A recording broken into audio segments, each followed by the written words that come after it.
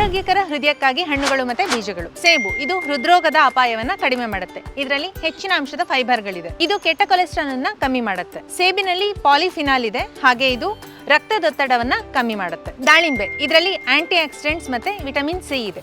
ಇದು ಮಧುಮೇಹ ಮತ್ತೆ ಹೃದಯದ ಸಮಸ್ಯೆಗಳು ಮತ್ತು ದೀರ್ಘಕಾಲದ ಸಮಸ್ಯೆಗಳನ್ನ ಕಡಿಮೆ ಮಾಡುತ್ತೆ.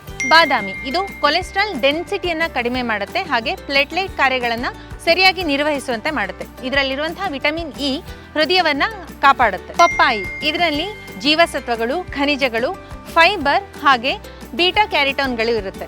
ಇದು ತೂಕವನ್ನ ಕಡಿಮೆ ಮಾಡೋದಕ್ಕೆ ಮತ್ತೆ ತೂಕವನ್ನ ನಿರ್ವಹಿಸುವುದಕ್ಕೆ ಸಹಾಯ ಮಾಡುತ್ತೆ, ಹಾಗೆ ಹೃದಯದ ಸಮಸ್ಯೆಗಳಿಂದ ನಮ್ಮನ್ನ ದೂರ ಇಡುತ್ತೆ. ವಾಲ್ನಟ್ ಇದರಲ್ಲಿ ಒಮೆಗಾ 3 ಫ್ಯಾಟಿ ಆಸಿಡ್ಗಳು ಹೆಚ್ಚಿನ ಅಂಶದಲ್ಲಿ ಇರುತ್ತೆ. ಇದು ಹೃದಯ ನಾಳದ ಸಮಸ್ಯೆಗಳನ್ನ ಕಡಿಮೆ ಮಾಡುತ್ತೆ, ಜೊತೆಗೆ LDL ಕೊಲೆಸ್ಟ್ರಾಲ್ ಮಟ್ಟವನ್ನ ಕಡಿಮೆ ಮಾಡುತ್ತೆ.